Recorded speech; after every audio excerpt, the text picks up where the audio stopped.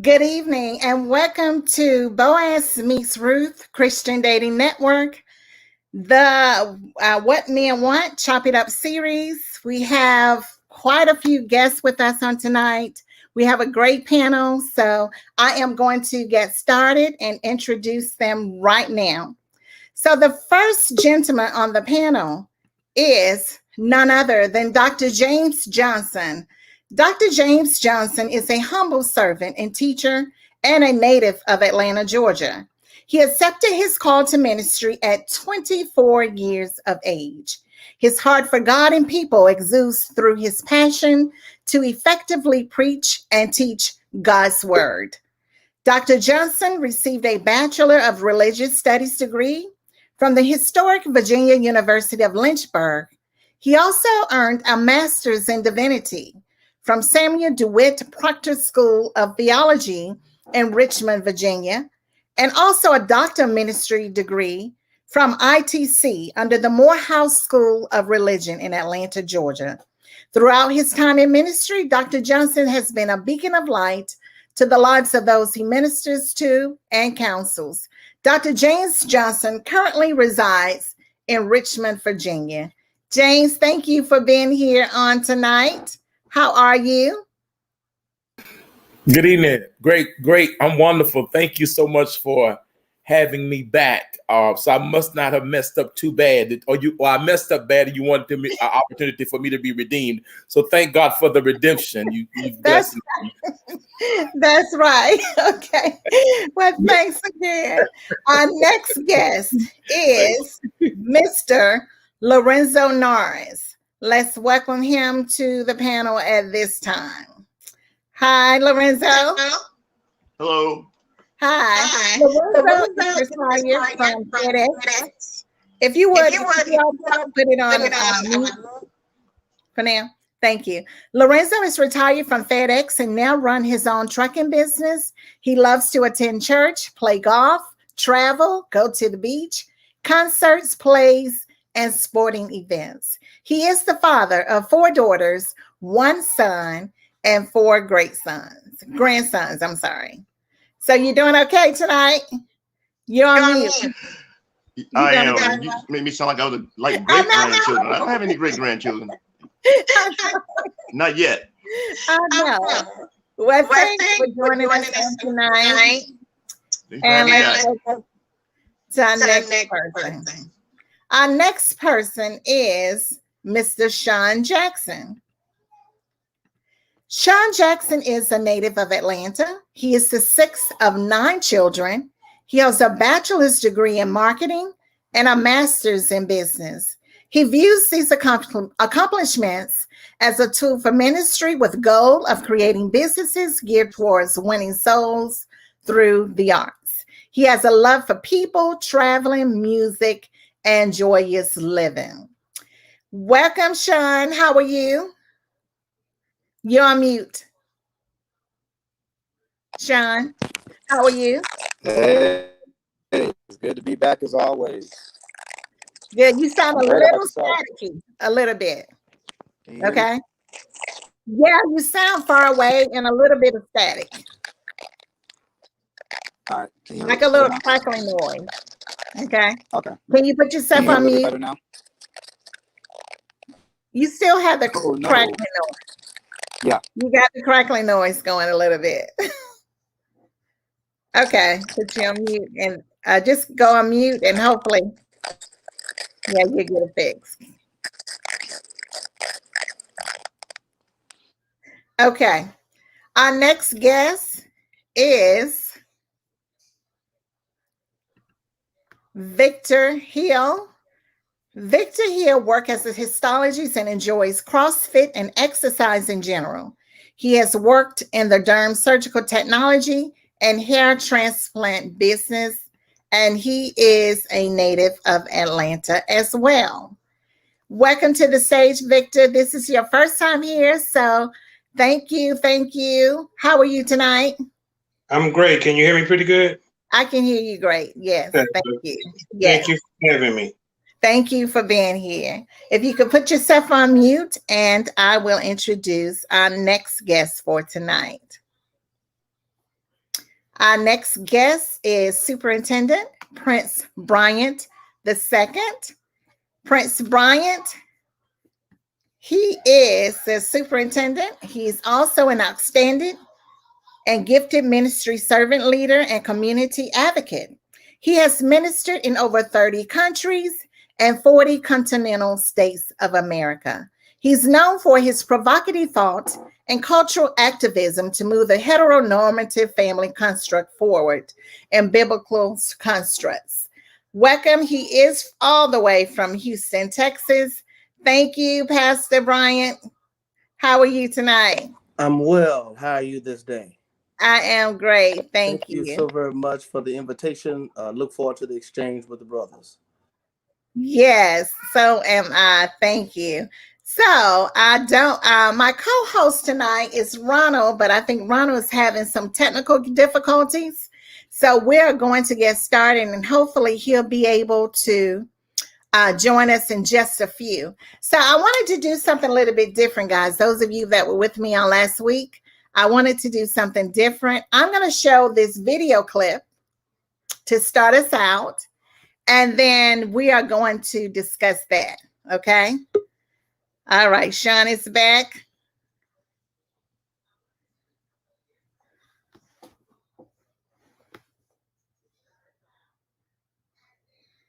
Okay. Okay, Sean, you're back with us. Sean, try to say something. Can you hear me? Yes. You look frozen, but we can hear you. And you still have that crackling thing going on. Okay. Go ahead and mute. I don't know I'm what's going on with the Wi-Fi here. I It must be that know. Biden phone. It must be that Obama phone we got. That Obama. Okay, I'm going to go ahead and show the video. How do you feel about the fact that many people accuse you of wanting to see the black woman at a point of submission? Is that where you want to see a black woman in the 1990s? Well, it depends on how you define submission. Those words have a tendency to have a negative connotation for us because of how they were used against us during slavery and what we connect them to. But actually, the kind of submission that I'm referring to just means cooperation and agreement. I don't think that anybody could say that I represent a woman who is subjugated in any kind of way. I don't think that anybody could say that my personality sounds like some man has me somewhere crawling around on the ground or walking 10 paces behind him. So I'm not representing that. I'm representing strength. I'm saying that we have a lot of power. We have power to make heaven and hell for our men. And I'm saying, let's try making heaven. Let's try to build him up. If a man has his woman behind him, he will believe he can do anything. And all we need to do is to get our men to believe that they can do anything. And he'll be able to, do much better than he's doing now and come out of the pitiful condition he's in. As I said, I'm not exonerating him. I'm just saying that all of that strength that we have, let's use it in a more positive way instead of just going for self. Nobody told us that all of that being my own person and I'm independent would lead to separation and loneliness. But that's what we had to trade for that.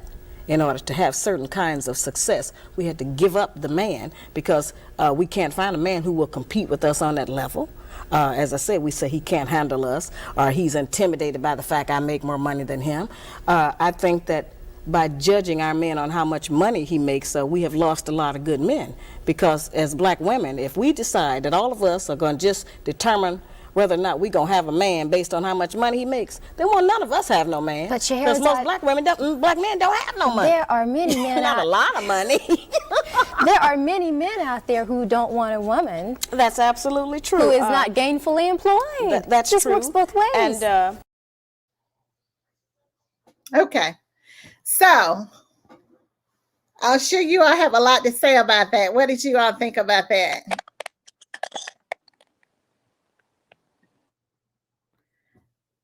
Anybody want to start out? So I have my Ronald texted me. He's having some difficulties. So what do you all think about that? Who wants to go first? I'll go first since I'm the new guy. Okay, thank you. I think the young lady made a very good point, and I think the main problem with the submission thing is that a lot of women have just gotten the wrong definition of it and gotten the wrong meaning of it, and that's the biggest problem right there. Okay. And now, women, those of you that are watching, please feel free to type in your comments so that I'm able to address your questions or comments. I know some of you prefer to text them, but you feel free to comment as well. So, Pastor Brian, what do you have to say about that?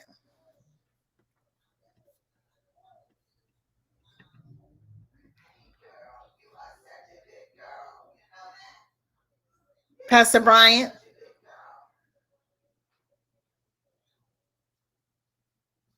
We can't hear you. You're on mute.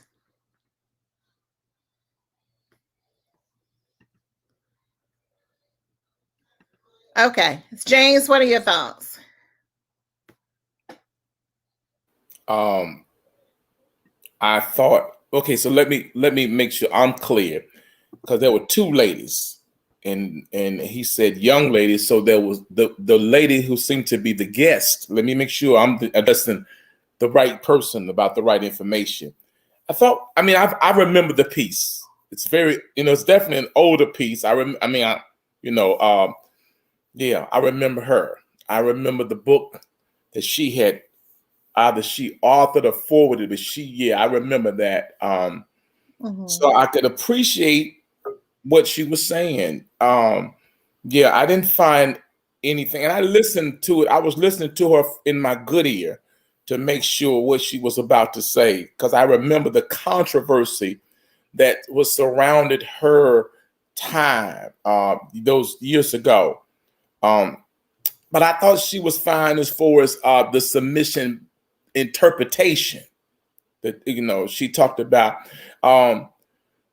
being like not competing, that competition thing. That the real piece, the hit for me was when she said, because we went out here and got all this money and all this establishment, and now there are no men that measure up to what we've allowed to become the standard or the brand standard. And that's something sad when we look at that by and large. I know this is a Christian dating piece, and I'm going to be I'm not going to make an assumption, but I believe it's an African American, for the most part, Christian dating network. So there is a disparity of Black men available for the Black women in our community. So, and I think some of that does have to do with some of these definitions that we've adopted from a different perspective that may not be one of us, that is indicative to to us and as an indigenous people. I enjoyed it. Thank you. Okay. All right. Well, thank you for that. Lorenzo, did you want to comment on it?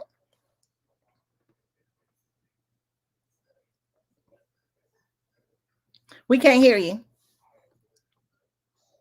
You're on mute.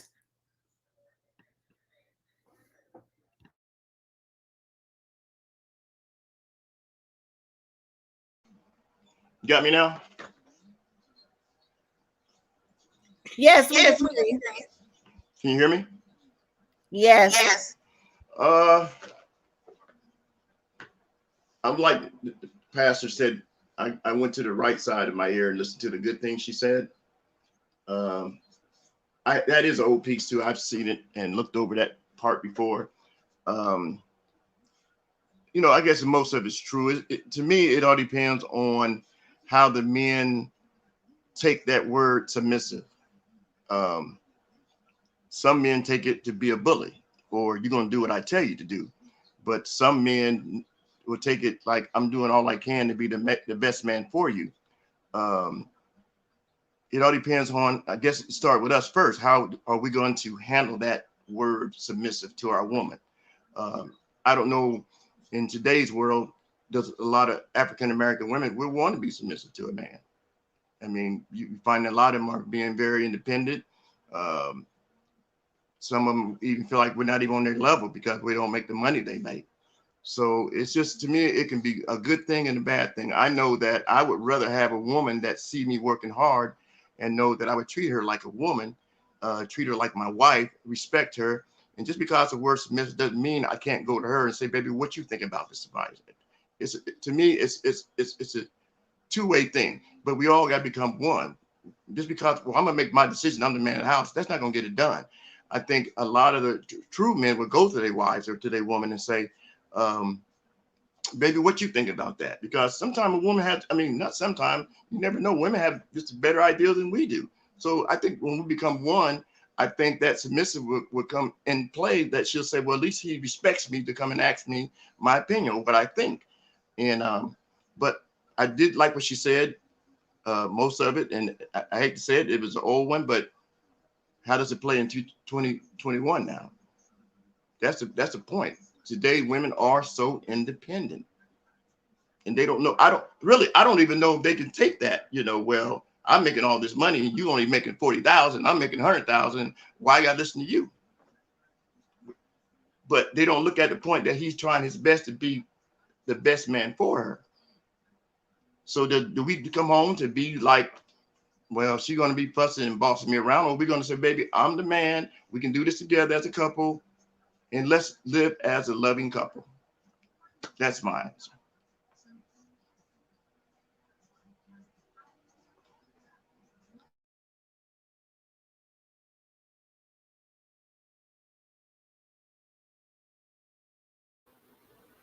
Jan, we can't hear you. We cannot hear you. Anything you just Thank said. you. Thank you. Okay, so someone said, I've encountered many men who don't feel they have anything to offer if they don't have the same and higher education or financial level of the woman. I'm not sure why submission is always tied to society measuring stick. So, do you feel like this is true? Pastor Bryant, you want to tune in on that?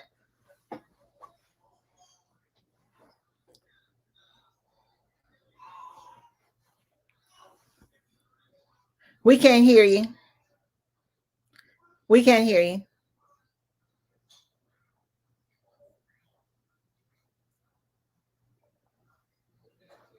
I'm reading your mouth, but no, we can't hear you.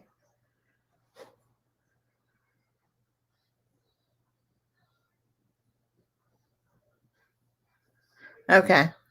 All right. So he went out. All right. So, Sean, what do you have to say about that? Can y'all hear me? Yes, much better. Okay, great. I'm glad it's a little bit better on my end. Well, yeah, it's definitely interesting. I think a lot of times why men don't feel like if they don't have a higher education is really just with the confidence. I mean, you really have to have confidence within yourself. I think the way how society is now, as it has been in the past, but really now, in terms of women, it's about being independent. It's about, pursuing your goals. It's about pursuing your dreams. It's about saying, I can do the same thing a man can do. And I think what happens is, and it's every individual man, it's not a straight answer, but if a female encounters a man that's not able to say, hey, you know what, I don't have anything to offer you, a lot of times because they feel like if the woman has the education, the ability to provide for herself, you feel like he's not needed. So that's a personal thing within a male. You have to have confidence to know that just because a female has an education that you may not have, just because she may have a little bit more than you don't have, that doesn't mean she has everything. She's still looking for a covering. She's still looking for that person that can help boost her up, and she can boost him up as well. So I think it really comes down really just to a confidence thing, depending on the male, to say, hey, you know what, despite, the material things that she may have, I still have value. But you have to know that within yourself. In terms of the second part about being why is submission always tied to societal measuring stick, I'm not quite sure exactly what she's asking with that, but what I will say is that in terms of submission, that if the Bible talks about, the woman submitting to the husband, but it also talks about, you submit to one another. It says that as well.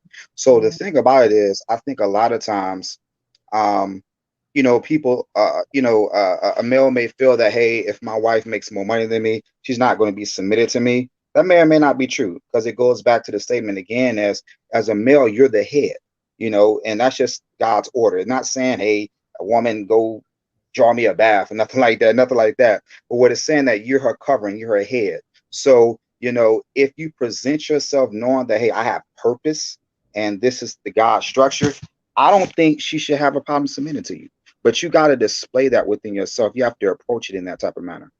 So I hope that makes a little bit of sense. Yes, and thank you. Amen. Okay, so Can you hear me now? yes, Okay. you can great. address the next question. Okay. You want to address that question? Well, I just kind of wanted to just piggyback off the other brother, because I've really been enjoying the exchange. And I just want to first say that all women are not looking for the same type of relationships.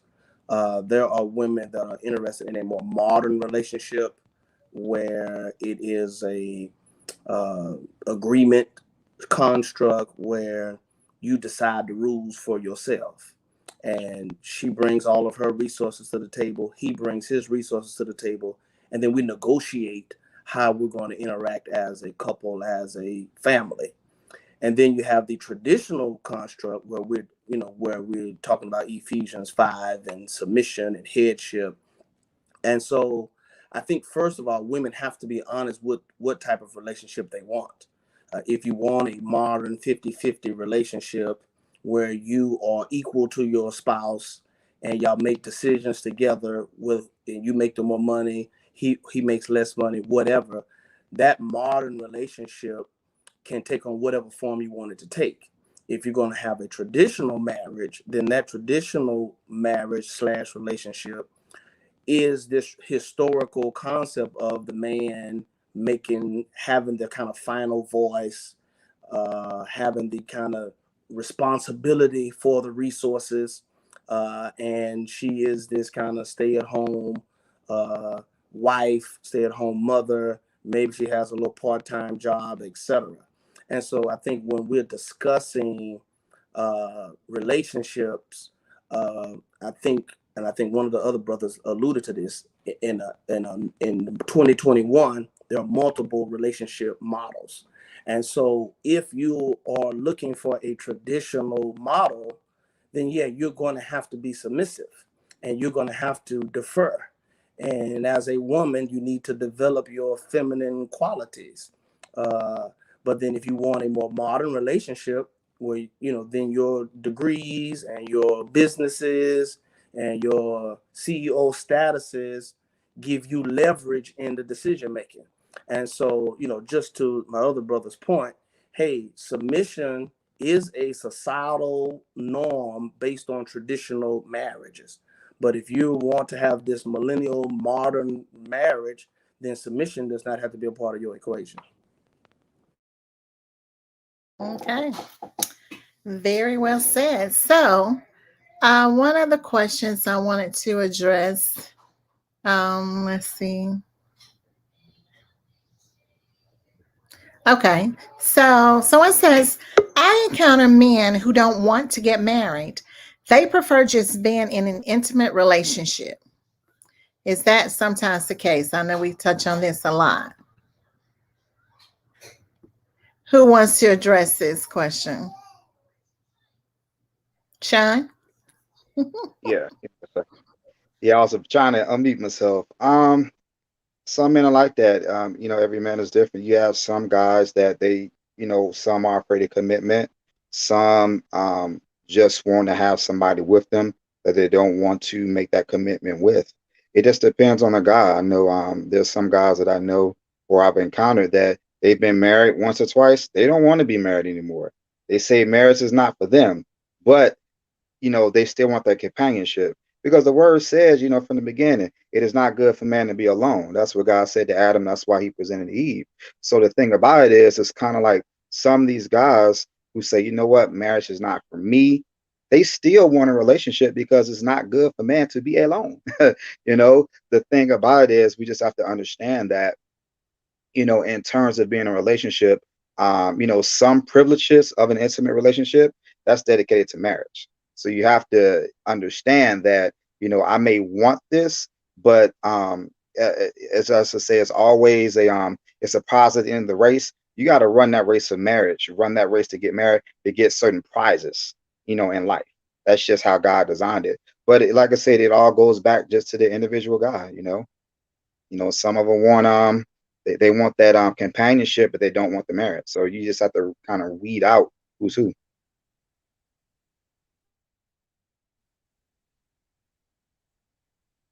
Can't hear Can't hear you. you. Thank you.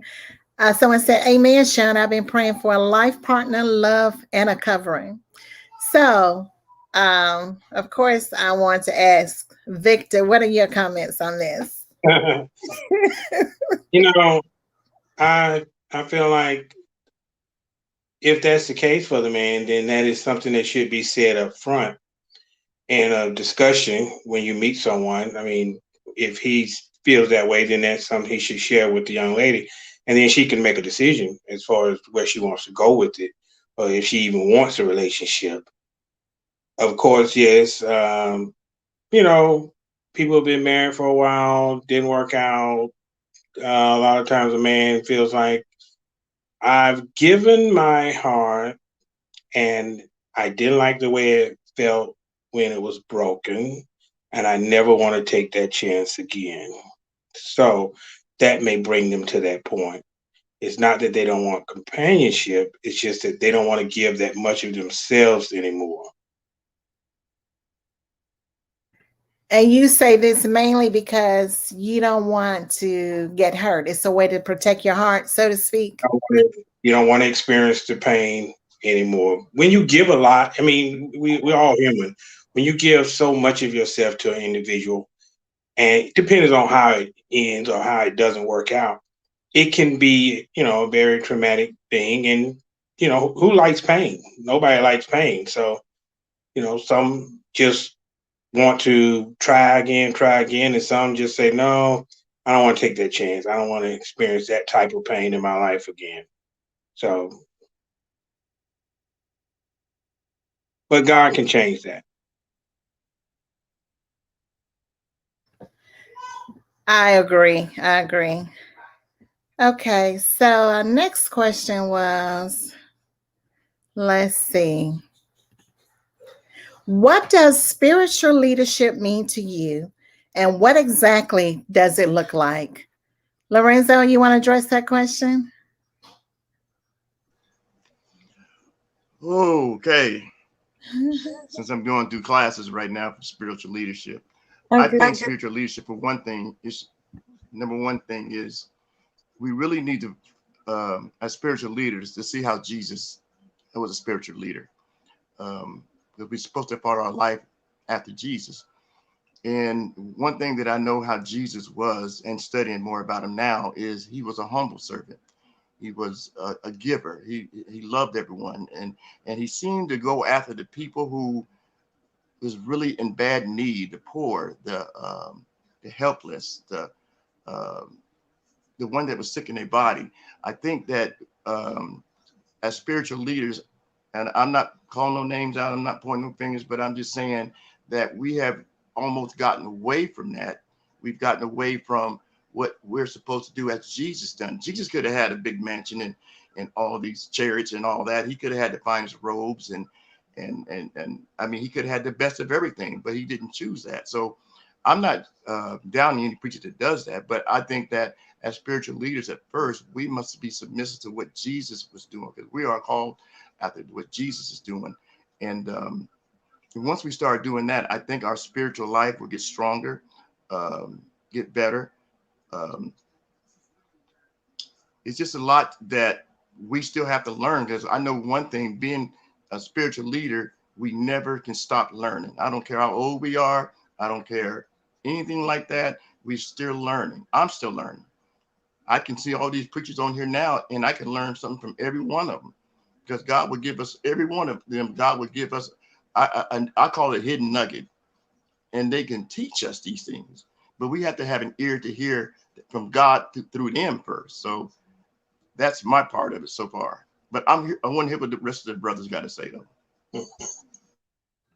Okay, James, you want to tackle that one?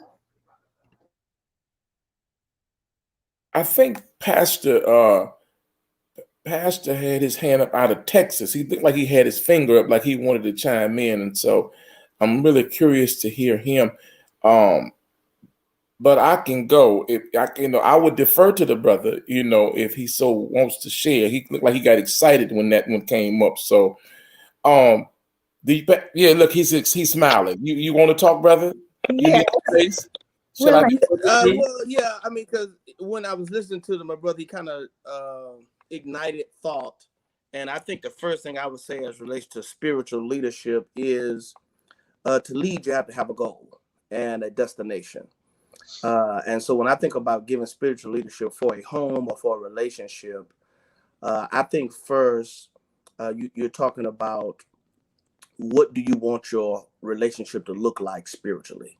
What is that end goal for your vision for, and that may be how you prayer life, that may be service, that may be worship, but you have a goal and a vision for what you want that to look like. And then you create the curriculum to get your family there.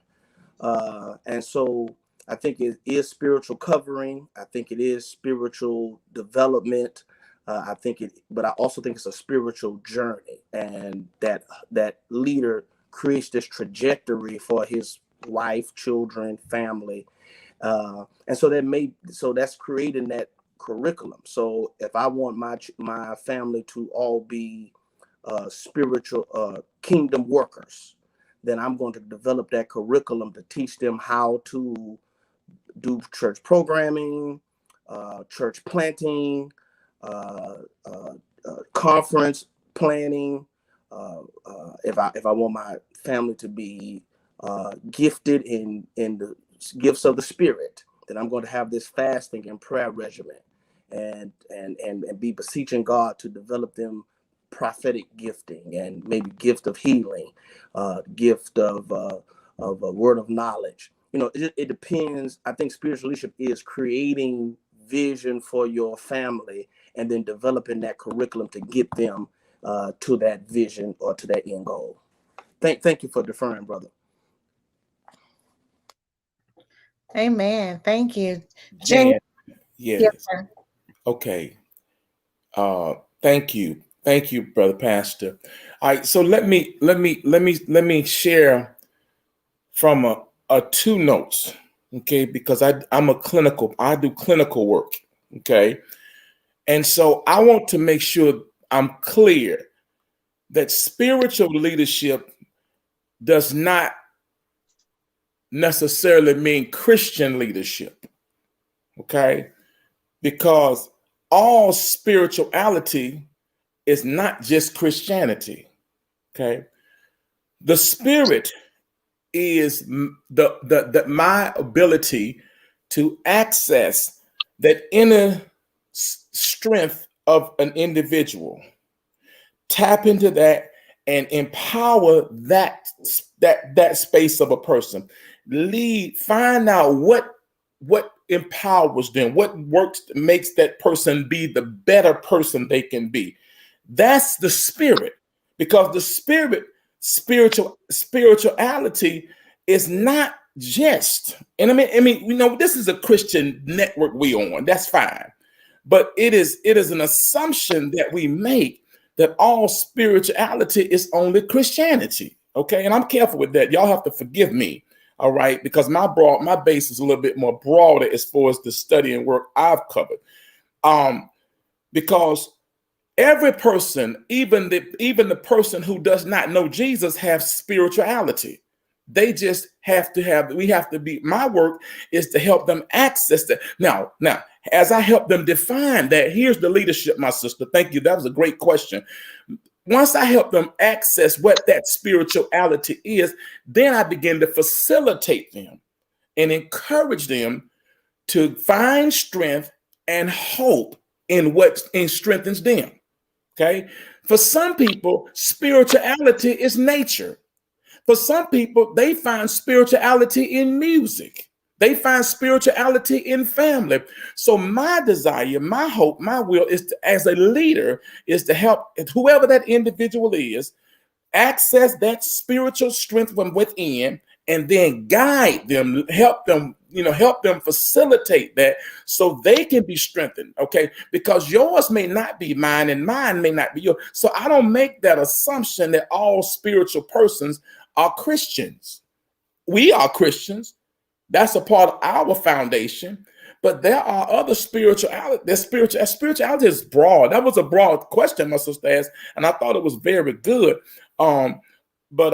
It's leadership is a principle. It's about a principle. It's all about principle. How we lead by principle.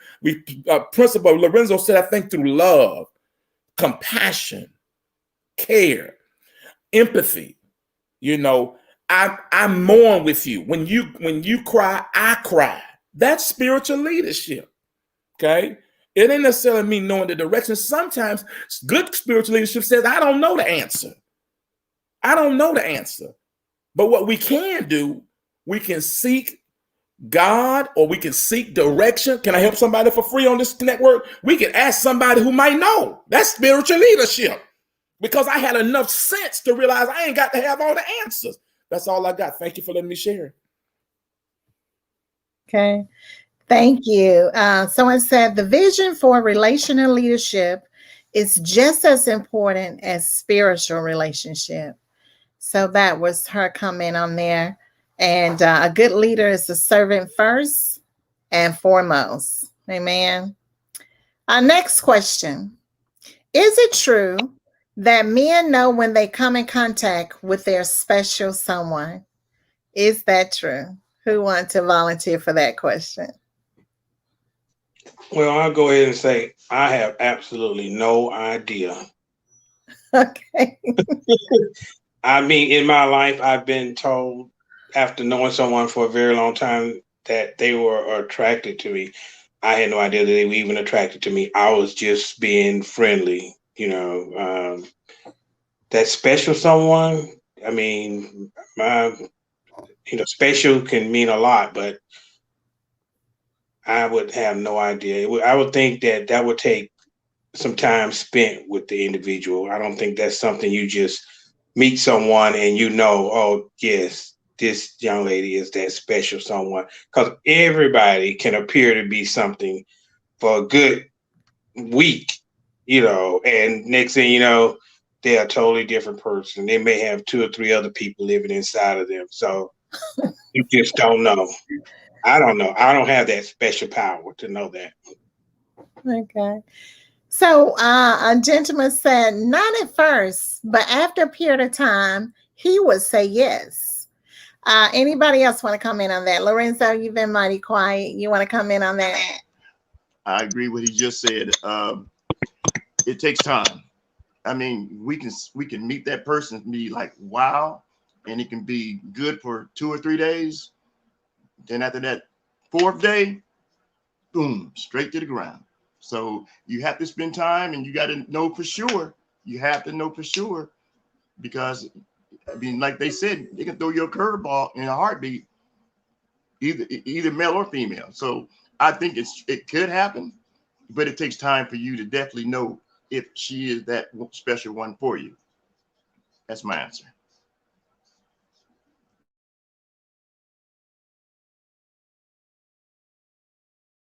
Okay, so you all are saying maybe 2, 3, or 4 days. How many dates does it take before you feel like, or how long, or I should say weeks or months, that you feel like, I really like this person? What is the, I know it's no set time, but what is typically normal? 3 months? So does the Steve Harvey 90-day rule apply as it relates to the time it takes to get to know someone enough to know if that's the right person? So what do you say? Yeah, I take that one on. I think it's going to vary, because I think within the first, initially when you meet somebody, there's an attraction.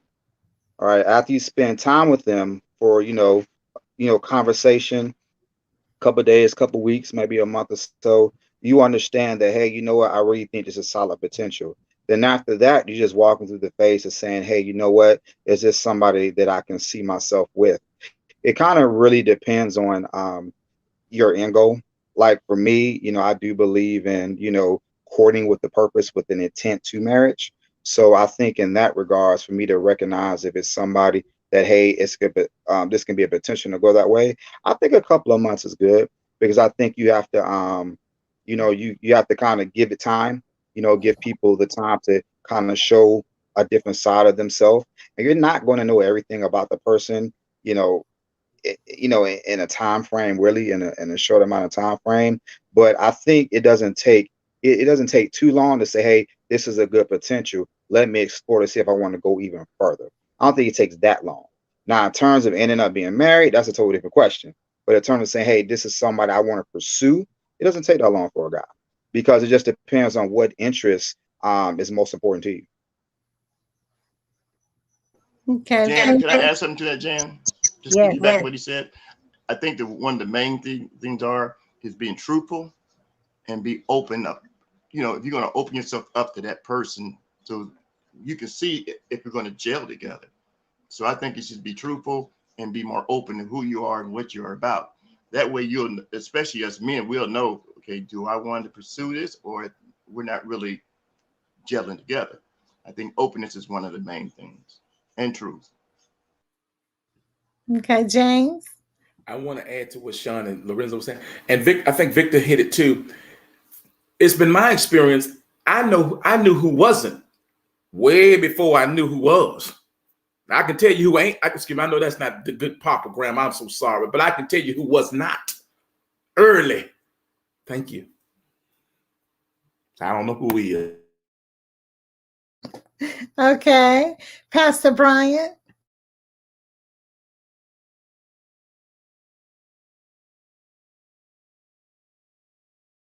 Pastor Bryant, you on mute. Are you there?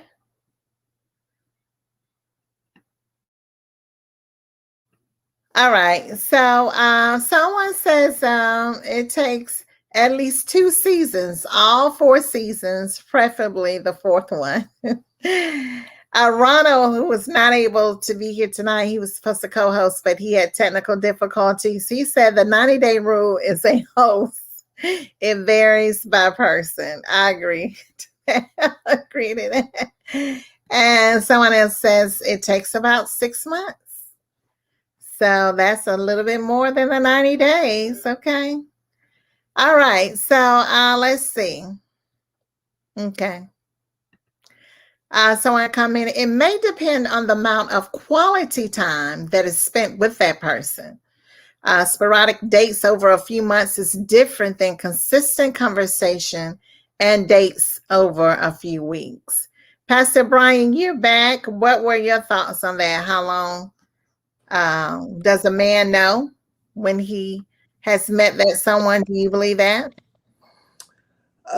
Again, I think that black men are not a monolith, and so it's not a one size fits all. I think that some men date multiple women at the same time. I think some women date multiple men at the same time. And so if you are weighing multiple personalities and multiple persons simultaneously, those dates may be more spread out as you're doing your comparative analysis. If you are dating one person at a time, again, there's pros and cons to each. I'm not here to defend either, but there are pros and cons to multi-dating versus focusing on one person at a time. Now, when you are dating or one person at a time, these are dating options, dating styles. And if you're dating multiple persons one at a time, then yeah, you're going to get more consistent dates. You're going to get more consistent conversation. But I think that until someone decides that they want to be exclusive with you, you should keep your options open. And I think that until exclusivity is earned or agreed upon, you should expect for them to be entertaining and interacting with other people. I think there's a lot of misconceptions in dating because we oftentimes project our value system onto other people. But just because that's how you move and that's how you operate, you can't assume that the other person is moving and operating like you. So I think you have to have those conversations, and then based on those conversations, you can get realistic expectations from what the other person is doing. So so to answer the question specifically, yeah, I think there's value in dating consistently and having significant conversations. I think there's also value of spacing them out, seeing how people interact with you over time. So 3 dates in 3 days may give you one angle of a person. 3 dates in 3 months will give you another angle at a person. But I think the operative word in dating is data. And the goal to dating is just to collect data. I think too often we try to label people and categorize people very early. I don't think that's the goal of dating. I think the goal of dating is just to collect data to make a decision in the future.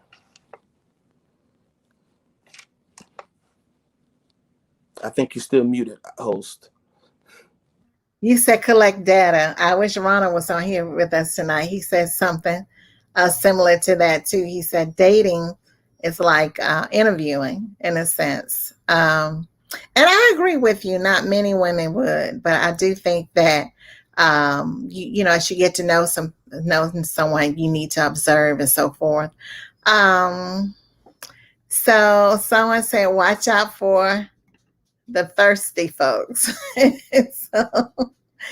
And I believe relationships should start out being more of a friendship, then develop into a serious relationship, and that will take time. I agree to that. Okay. No one likes rejection, so it's hard to open up in 3 dates. Now, would you all agree to that? Anybody? No, I think people like to talk about themselves.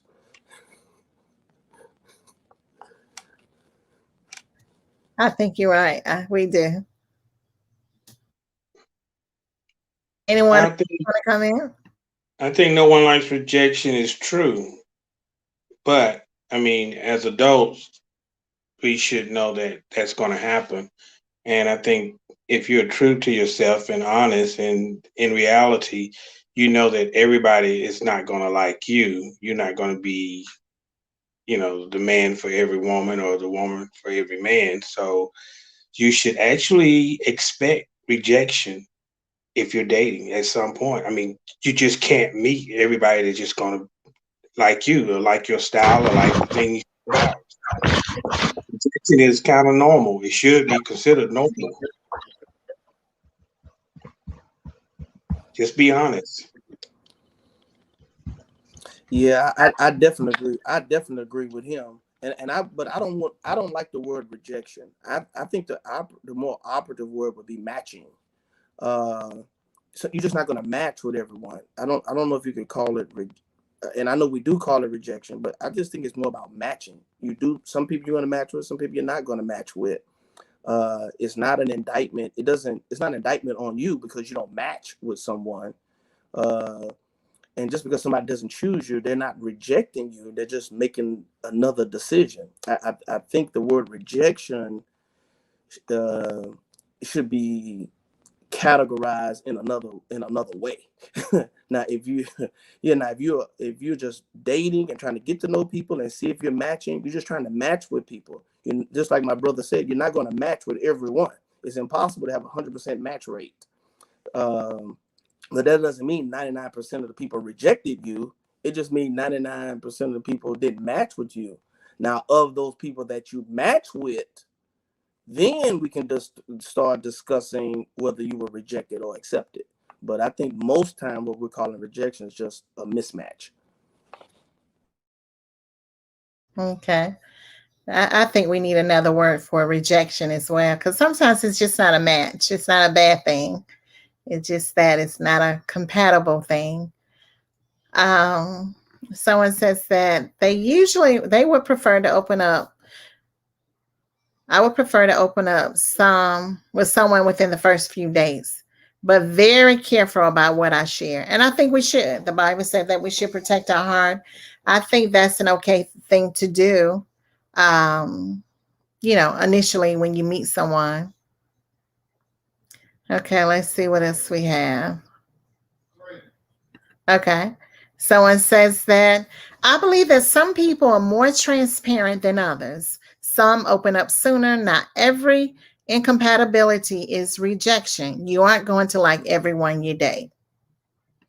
Yes. And someone said, I've become great friends with folks I didn't match with. And that happens all the time, which is perfectly okay.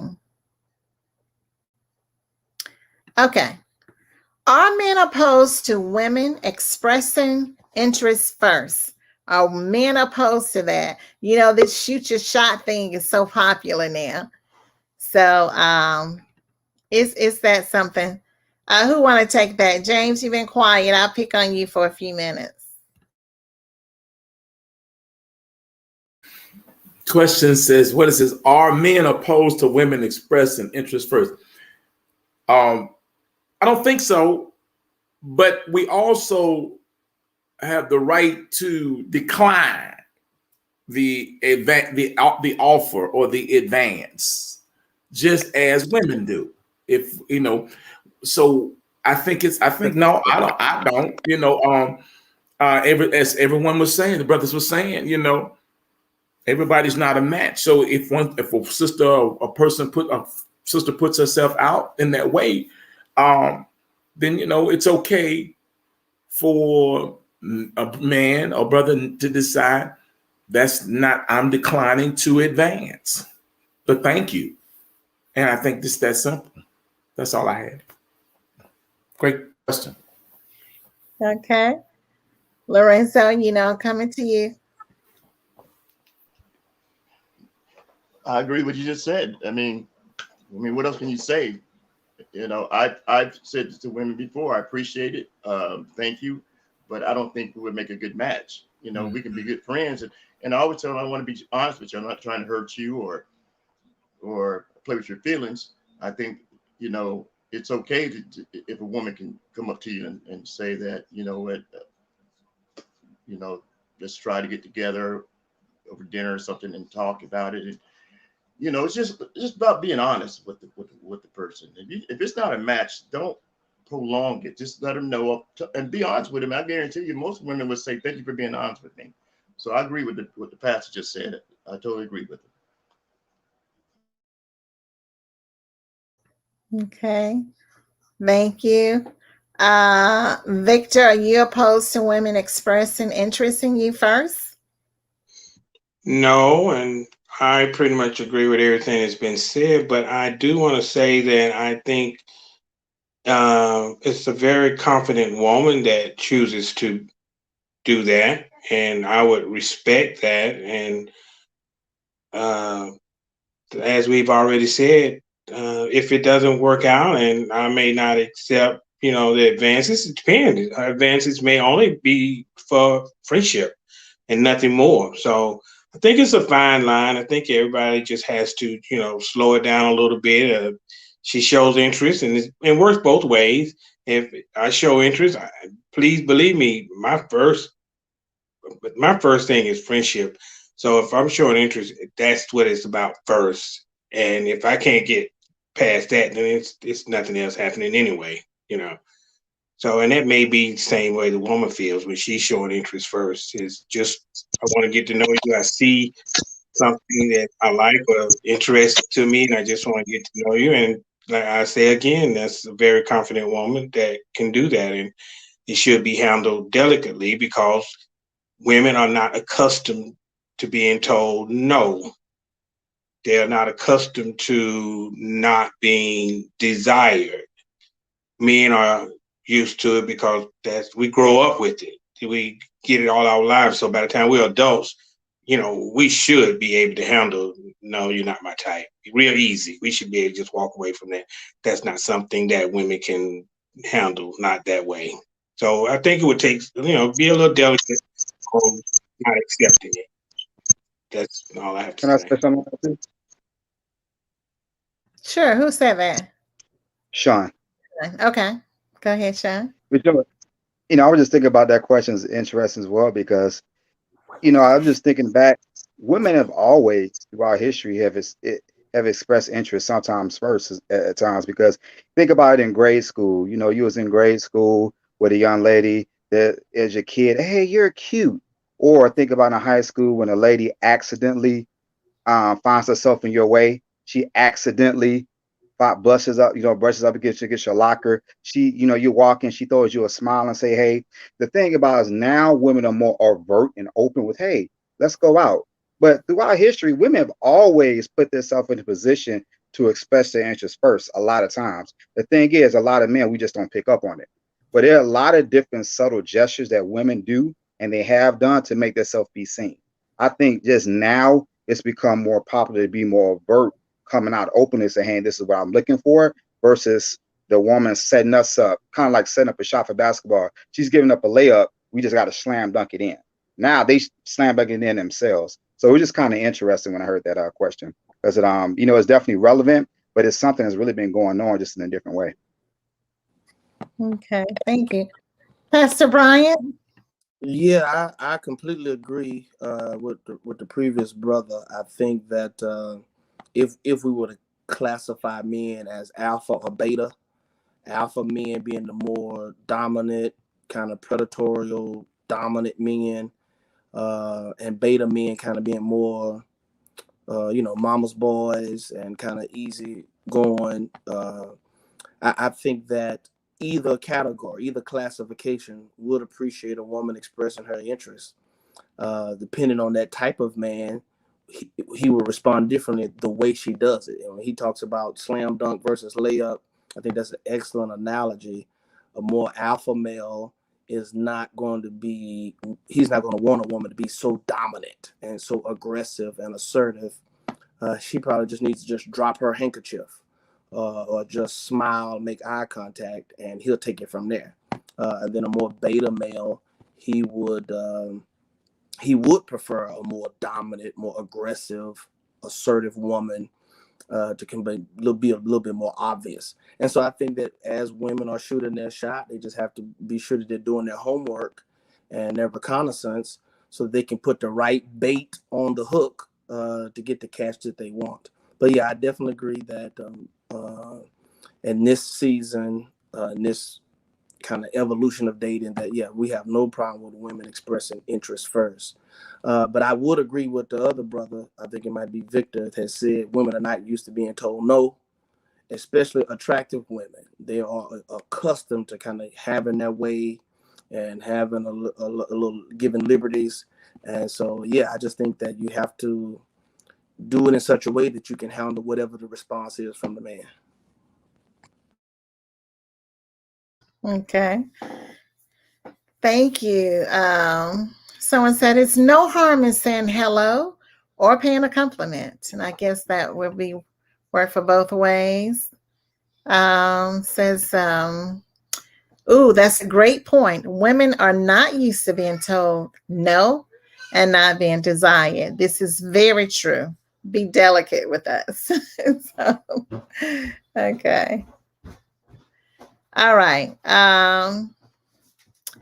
It's okay to express interest first. It's far more women than men, even more so in the churches. So one of the gentlemen said it's perfectly okay.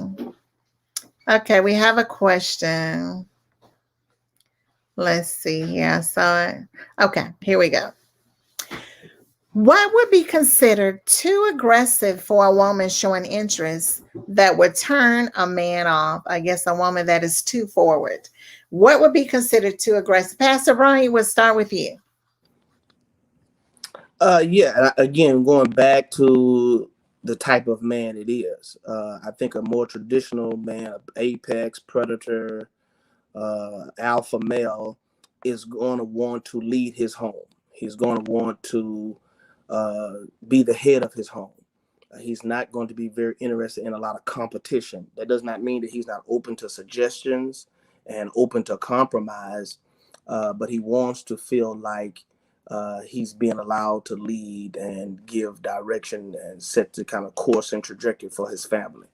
And so if you're uber forward or uber aggressive, he's probably not going to find that attractive. He's probably going to be more interested in a woman that's suggestive or seductive, that gives hints, than someone who's kind of more confrontational and in your face. And then a beta male, who, and there's a assembly line of them coming off the shelf, with all of these single mothers raising men. They're not accustomed to a father being in the home. They're used to the woman kind of making the decisions and setting the rules and the order. And so they're used to this kind of feminine authority figure. And so they're more welcoming to a more direct, more confrontational approach, and even sometimes even more domineering woman. And so, so I just think you have to do some reconnaissance. I think men do that well. I think women underestimate how long a man will watch you and observe you before he approaches. And I think women should do the same. I think you should take the time to investigate, and see what is, and be sure that this is something you really want to do, and it's not just something that you find attractive. Take the time to investigate and do your homework, and then put the right bait on the hook, and so that you can get your desired package. All right. Anybody else want to comment on that? Sure.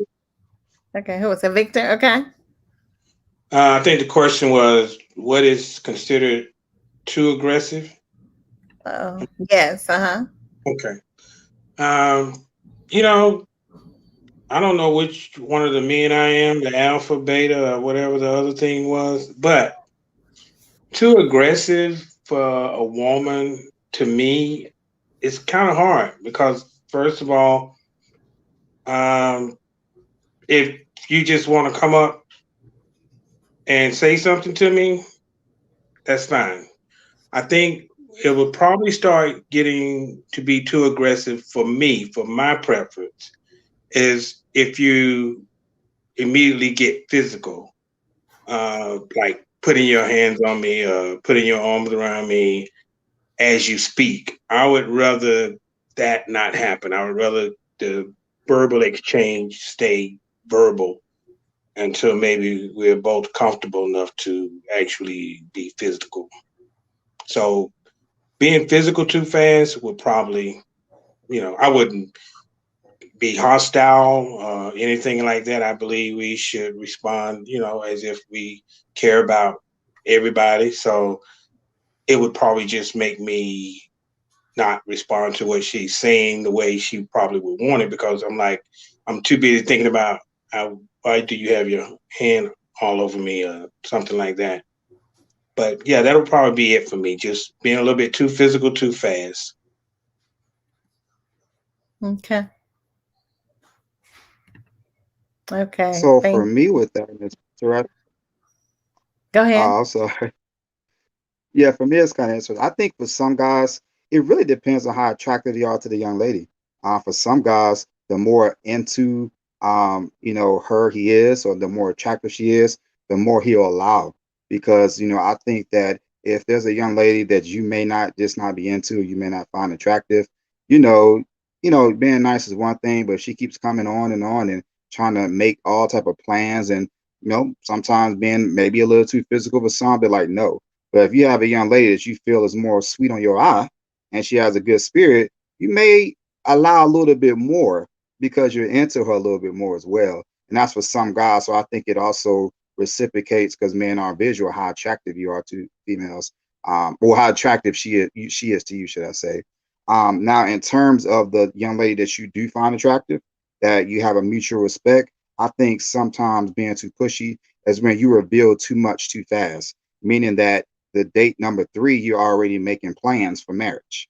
I've seen some women that kind of put some guys away from that because, they're giving too much too fast. They're trying to move the courting process or the dating process or the getting to know you process a little too quicker than what the guy's trying to go. So I think you have there's a blessing in being patient, and sometimes just enjoy the flow, just have fun, get to know the individual, get to know each other. Walk it, enjoy every day, enjoy every conversation. Take notes for conversations. It may sound corny. Hey, take notes, write that thing down, review it, and then based upon your responses and reactions, then you have a clear direction where you want to go. But I think for the woman that a guy's into, putting too much out there too fast can be seen, too pushy. So it has to be a balance somewhat. Okay, James, what do you think? What are your thoughts on it? I think I like what Sean was saying, and Victor said a piece too. I think all the components of what each of the brothers said made sense to me. What Pastor Prince was saying, it had to do, it seemed like what between nature and nurture. He was talking about the nature of a person with being the alpha, how he was raised. His nurture, how he was raised, what type of environment he came from, whether he was used to aggressive type of women. That would be his nurture. Nature is what Sean was saying. So, and I think there may be something to that, because it's funny as it seems. I'm sitting up here listening to the brethren, and I said, well, what kind of man am I? I said, well, dog, I was raised where a woman was, my mother was, she raised me. And so, and wait a minute, this is real. Watch this. I tend to like that aggressive stuff. Y'all ain't helping me tonight. Okay. So it does have something to do with how we perhaps was raised. Come on, Reverend. I'm just saying what I'm saying. That may not be your stick, but I kind of like that energy. I like that. I like that old. Because my mama, she come through there with them boys and tell us what she want. She wasn't suggesting. So, I don't know. Maybe I like a little aggression, But I'm trying. Y'all pray for me. I'm trying to find balance in my life now. Because I don't want to compete. I don't want to wrestle with nobody every day either. Okay? I want some harmony. I'm trying to find some harmony. Okay? Thank you for asking. I was really feeling that thing, that nature and that nurture thing, alpha, beta. That alpha, beta, that's good. You psychological guy. I like him. He's good to have on the show. That's all. Thank you. Pastor Brian, you have to know. See, I've been knowing him since I was 13 years old. That's my brother from another mother. So you just have to excuse him sometimes, okay? No, we're in the locker room. I love it. Listen, because her mother's gonna tell me next week, who was my godmother, I heard you on the show last week. You look like you had something else on your mind. You was distracted. I said, no, ma'am, I was fine. So I have to be careful, y'all. I'm gonna have to be careful. Yeah, she's watching it, so. Okay, so Lorenzo, what are your thoughts on that? You're gonna make me laugh, and all these brothers have said it, and I had to say something behind all these brothers. Come on, that's not fair. But let me say this. I think that I'm like the brother. I don't mind an aggressive woman, but it also, I have to be in tune or let her be that way toward me. I don't have a problem with women being aggressive, but the problem I have with a little part of it is she being so aggressive. She's trying to make me and mold me to what she wants me to be. And that's probably won't ever work. Accept me as I am. I'm not saying I'm perfect. I can be fine-tuned, I can change, but I think sometimes that aggressive can be to the point where they're trying to change a man or be that man. Well, you wasn't there last night. You didn't take my calls, and you being over aggressive. That's when I get turned off, when you're just doing it more than, until we get to know one another, until we're to that level. I don't think you should hold me to that point of, I should do this, I should be answering the phone, and you didn't call me last night.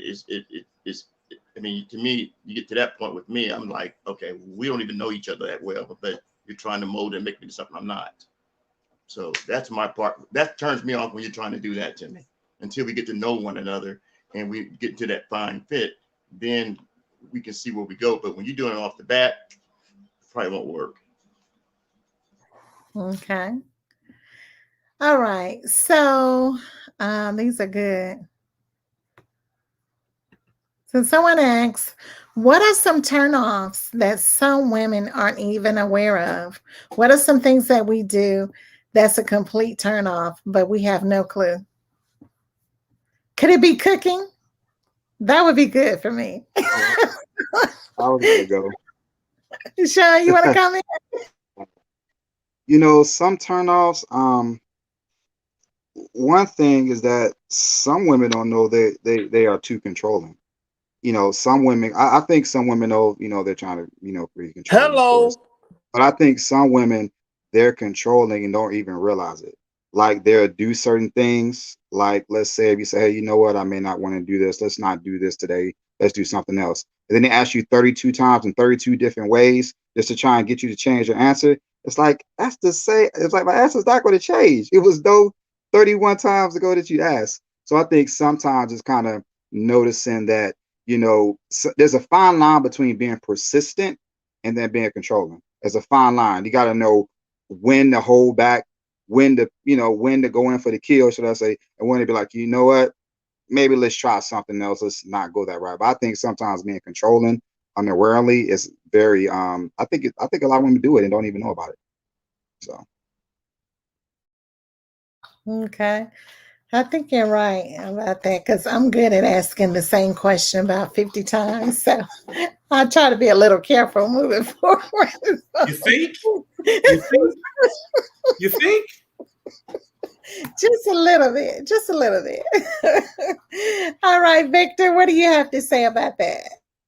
Well, initially, what would be a turnoff for me is in the conversation, it feels like I'm in an interview.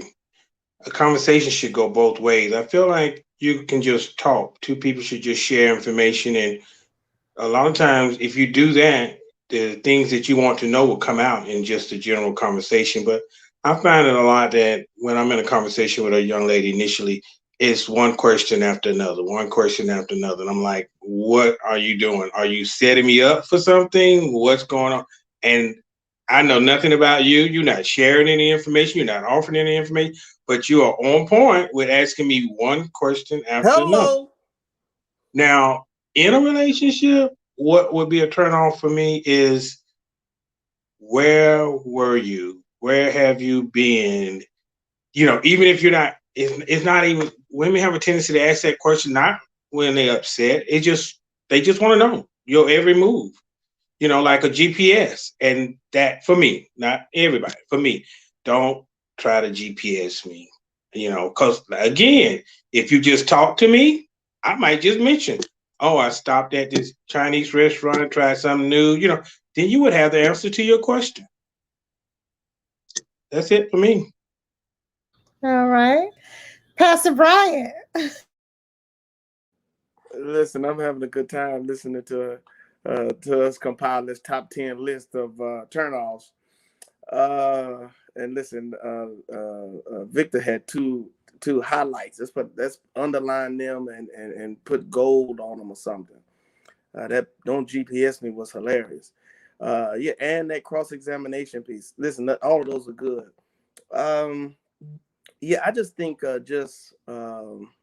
dishonesty is a turnoff. Just women just being completely just disingenuous. I guess this kind of desperation for a relationship or this kind of desperation to be married has some women, I'm not going to say all women, but has some women operating in this kind of the ends will justify the means. And they're just not honest people. They're just not honest and they're just not forthright. And like you said, that cross-examining piece around, like you're trying to build evidence for a case or for a trial.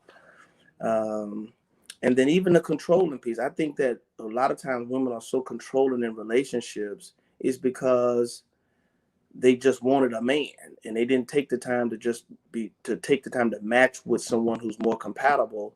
And now you got a man just for the record, but y'all don't like to do none of the same things. Y'all don't like to go into any of the same places.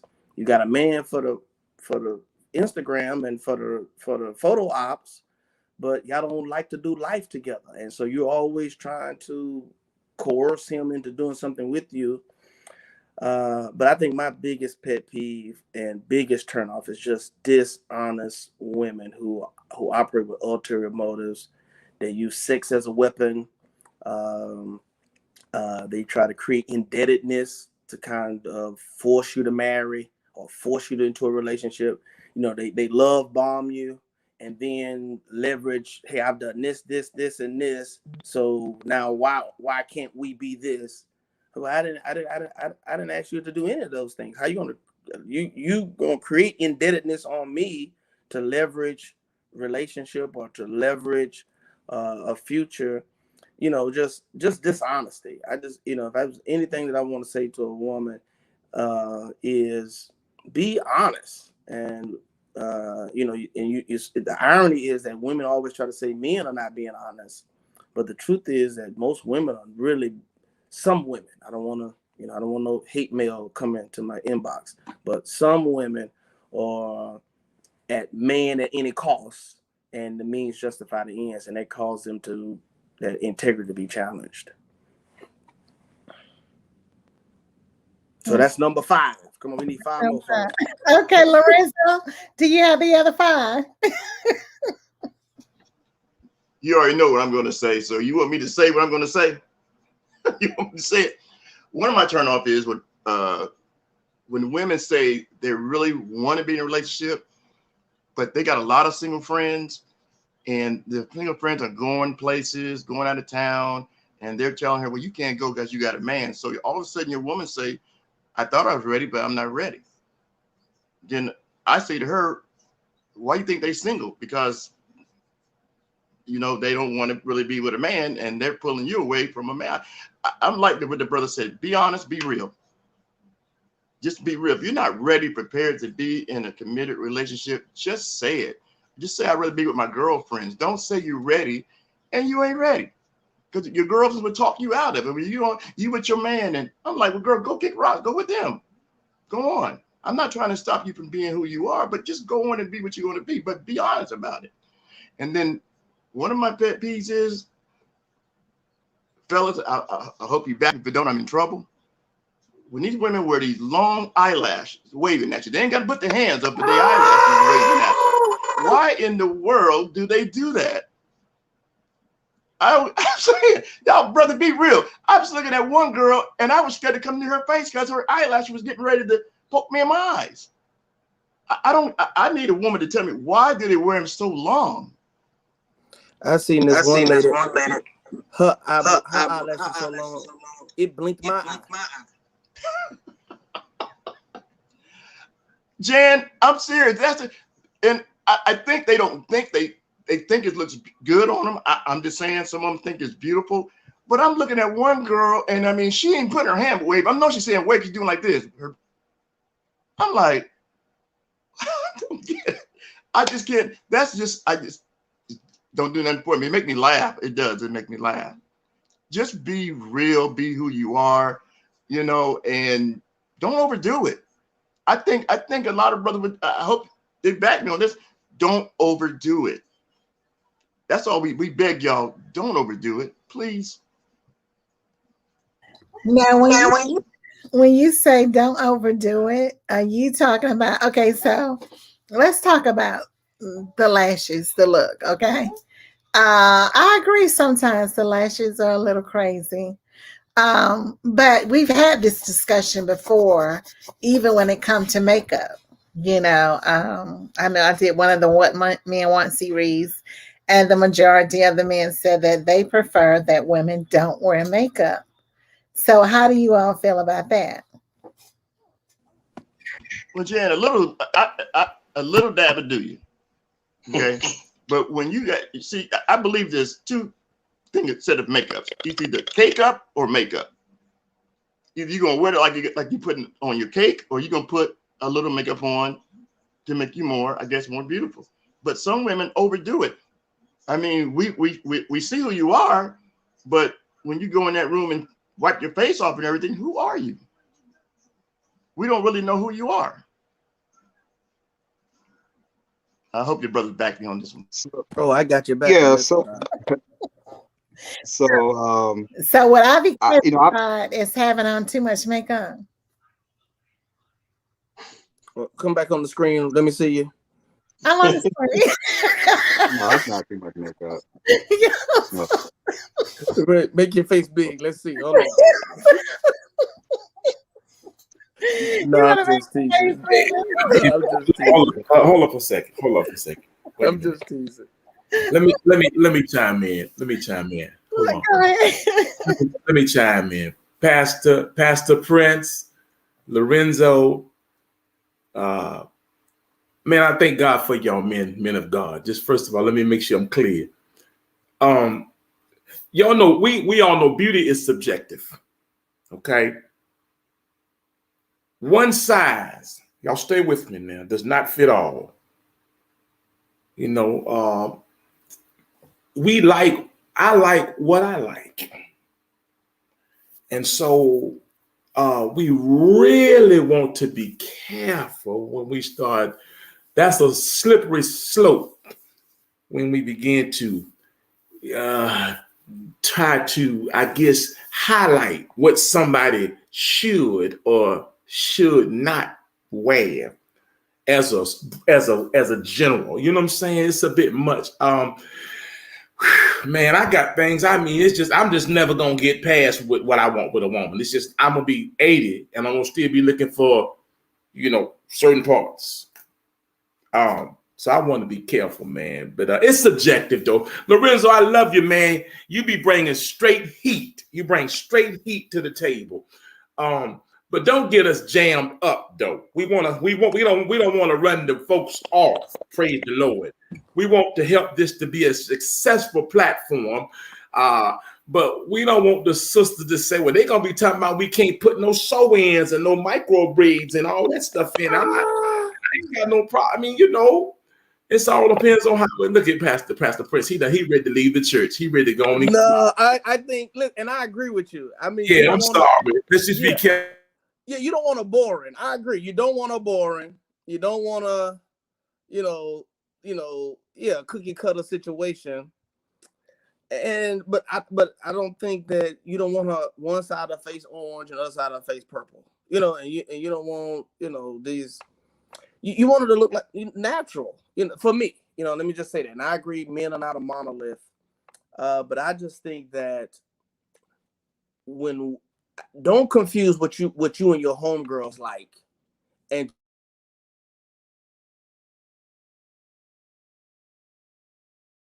call in. I'm sorry. Yeah, but don't confuse what you and your homegirls like. You put on this for your girls and your homegirls, and it's girls' night out. And, girl, you look good. Girl, you look good. You fine. You sexy. Blah blah blah.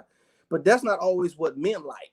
And I think only thing that I would challenge women to do is just as much as you take the time to determine what is in style in these kind of women's circles and women events, also take the time to see what it is that men actually like, because sometimes that's not the same thing. And so the things that your girl is going to compliment you on, your homegirls, may not be the same thing that men will notice and compliment you on. I want to question Pastor James.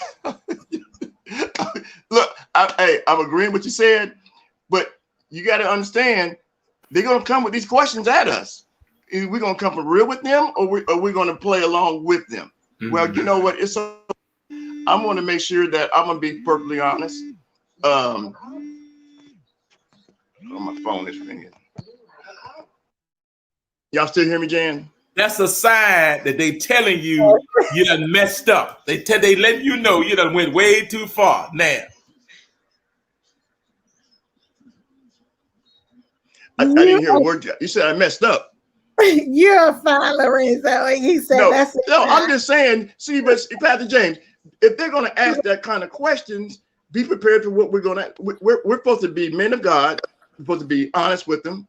They want to know. And I'm not trying to put anybody down. I have my faults. I do. A woman to say something to me, and I'll say, okay, well, thank you. Either you accept it or you don't. You don't have to accept what I'm saying, but it's still yet, if you're going to ask the question, be prepared for the answer. And to be prepared for the answer is to be honest, so they'll know where you brothers coming from. Because you know what? Too many of us brothers are too quiet. and some of us accept this the way it is because we don't tell them and they don't know. If they don't know, how are they gonna make an adjustment? So sometimes we need to tell them. I'm not trying to put any sister down. And let me say this to you, brother Reverend James. I think as Black women, this is my thought. I'm not being racist. I think we have the most beautiful Black women in the world. I mean, they come in any size, any color. I mean, long, short hair. They are beautiful. But when they want to know, all you brothers, what are we doing, or what turns y'all off, or what you don't like? I'm not gonna sit here and tell her, well, you know what, you're all right, it's okay. No, if you're gonna ask, tell me the truth. So I think we all should always be honest and be truthful with the ladies. And men, you need to hang out, James. Where you at now? I'm about to fly over there and talk to you. He's in Virginia, so we're gonna have to fly. All the Atlanta people, we're gonna have to come see James and come see Pastor Brian in Texas for sure. So James, we cannot hear you. But Lorenzo, I think you're right. Sometimes I think women, we focus on what we like amongst each other, and not so much as it is that men like, or should we even, so I think sometimes we do have to take those things into consideration. I think what you're saying is we shouldn't have so much makeup that we are a total different person. I'm somebody else. Like I may have on makeup and have me look 3 shades lighter or something like that. Ronald said transparency is always best. And I like what Leslie said. She said that all ladies should get professional help on what complements their looks. Now, I think that go both ways, because some guys, I'm like, I know I know he didn't wear that out of the house. I know he know that those blue dress shoes with that powder blue suit. That's it. And that powder blue hat. That's it. You can get the shirt, the tie, all that for $99. That's it right there. No, sir, that does not work. So, and I think that's what I want to say. Okay, if I like that man, we got to do something about that dress code. So yeah, so men can have issues too. Okay, someone says, well, let's be honest. We be honest with girlfriends too, because if they are looking like a hot mess, I tell her. I don't always tell my friends when they looking a hot mess. I would just strongly suggest something like, maybe if you wear your hair like this as opposed to that might look even cuter. Something like that. Try to be a little bit more tactful. Let's see what else do we have. Okay, someone had a good point. Please come with the true, but also the reality is different men like different things, just as women. So true. And someone said, thanks for your honesty, Lorenzo. Okay. Let's see here. Yeah, some of these guys, they wear these suits. Yes. Okay, let's see. What's another question? A comment, I should say. Yeah, sometimes we may get it wrong. We have to educate ourselves on what looks good on us from head to toe. Someone said, I'm not afraid if I let her look like she belongs in the Universal Circus. That's Ronald. Couldn't be on here tonight. Sometimes I am afraid. I'm trying to have a little bit of peace. Okay, so that was a question. Ronald had a question, and I'm trying to find it. Okay. Here's the question. Do you want someone with the same denominational beliefs as you? Or is it okay to be with someone who has a different denominational belief than yourself? Who wants to tackle that first? I guess I will. Okay. All right. I would want someone that has the same spiritual beliefs that I am. If that's not the case, it's going to be a problem. So if you feel that there's no God, there's no Jesus Christ, you got something else in place of those, then it's not going to work out. It's just that simple. And I'm not trying to fix you or make you feel and believe what I believe. So we have to match in that area. Okay, good point. Anyone else? Yeah, I co-sign.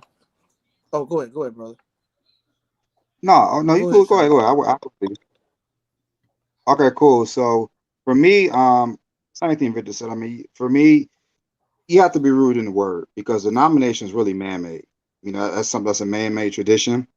Nothing wrong with them. It's a man-made tradition based off of interpretation as well. So for me, you know, you have to be rooted in the word of God because if you're rooted in the word, the denomination is not going to, you know, be a factor. If you're in a denomination that is not rooted about the word, that's something totally different. But if you are a believer, if your lifestyle matches up what the word talks about our faith, if it lines up with the will of God, then the denomination for me doesn't matter. Because I mean, you know, traditional, your church may shout a little more than my church, or my church may pray a little more than your church. The question is, how are we interacting with God together as a couple, and what is our personal relationship with God? Okay, good point. Who else wants to address that question? Yeah, I just want to just echo the brothers. I definitely agree. I think one said spiritual, and I think the other one said scripturally. Yeah, I would agree with that. That denominationally is probably too lean, too narrow. That I think spiritually and biblically, I think has to be the priority. As a rule, you know, that it would just be too much conflict. You know, religious beliefs, spiritual beliefs are core values, and if those are not aligned, there's going to be conflict. You might can avoid it for a while, but the conflict will come.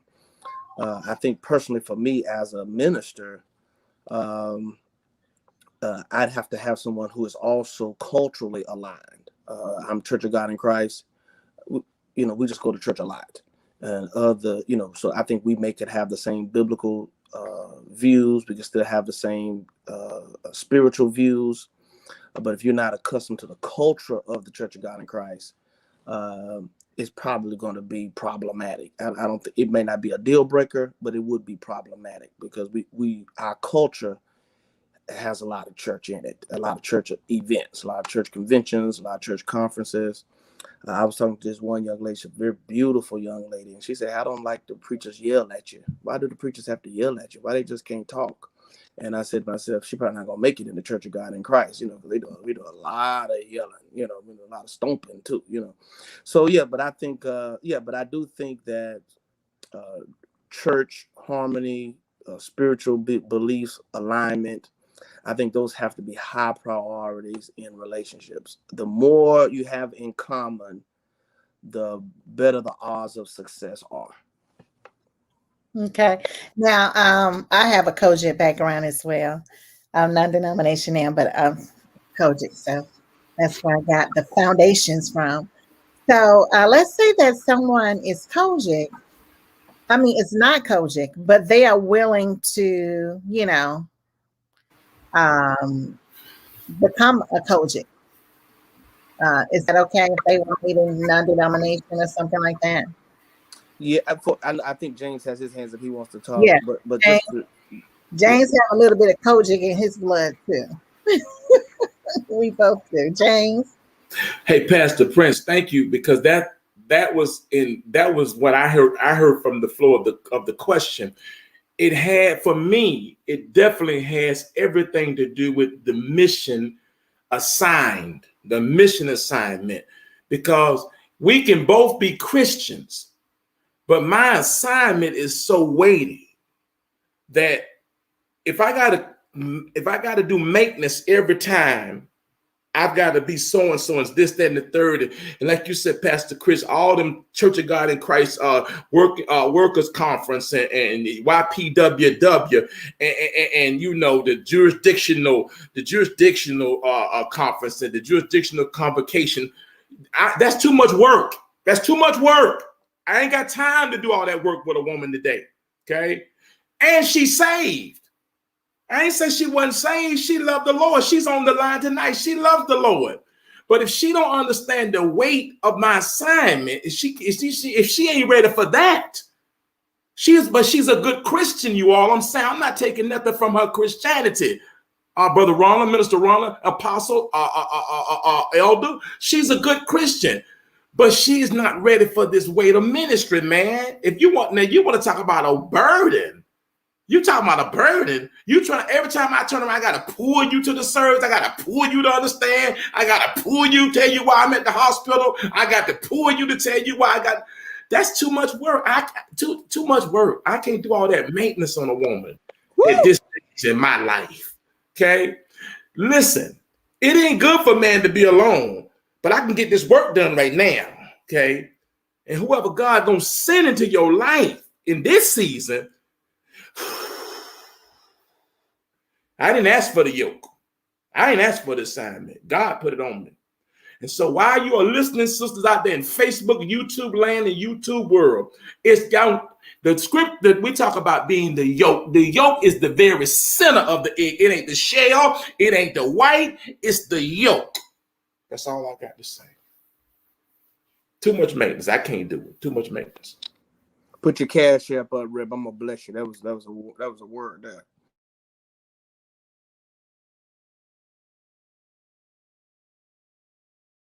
Hey, you're on mute, Rev. You're on mute. I don't know. It look like it's good. I can't hear you. I'm cracking up. I said, someone say, who's taking the collection plate? Oh, real time. we gonna all sing Kumbaya when it's all over. We gonna hold hands. We gonna pray the Lord Jesus. But when that's over, I got to go where I got to go. I can't do that with you. The scripture is full of that. Paul, Peter, Timothy. These folks had family. These folks had family they had to walk away from for the cause of Christ. Yeah. I want to hold hands. I love lips, hips, and fingertips too. All that, Ronald. All that, Lorenzo. Sure. He on the couch like it's a therapy session. I love it though. Right. Okay, so I said you're absolutely right. That is unequally yoked with a believer. It's huge, man. It can be the same way with a woman. It ain't got nothing to do with how fine. I know 1,000 fine women. I come from Atlanta where fine is fine. But man, after you get through with fine, and I got a headache and you can't pray, you can't lay hands, I'm in trouble. I'm catching more hell at the house than I am with the saints. Woo! You're fine, though. You're fine. So it's not enough at the end of the day. Lorenzo, what do you have to say? You mighty quiet over there. I ain't got nothing to say because you done said it all. But what I'm gonna say behind that? What can you say when he didn't preach the sermon? I just say, amen, glory, hey, my God, preach, preacher. Now, Apostle Bromby, he was supposed to be here with us tonight, and he wasn't. He said he's the same way. His assignment is so heavy, he cannot deal with a weak-minded sister. All right, now they said, "What is your cash app, James?" You preach the sermon. Okay, yes. So those are some of the comments. Let's see. Oh, they said I should pass the collection plate. Okay. All right. Okay. So I think I have addressed the questions. And I want to say thank you all for tuning in with us on tonight. I appreciate that. I also want to say thank you to all the men that came out to support me on tonight. I know how it is when I asked Pastor Bryant, I called you. You didn't know what you were going to have to do. But you, of course, was like, okay, had no idea. James, he didn't have a choice as a brother from another mother. So I still appreciate him. Lorenzo, you always come through. You are a man of your word. That's one thing I can say about you. And Victor had no idea whatsoever. He just said, okay. And I just appreciate the fact that you all did this. And Sean, you are like a rock.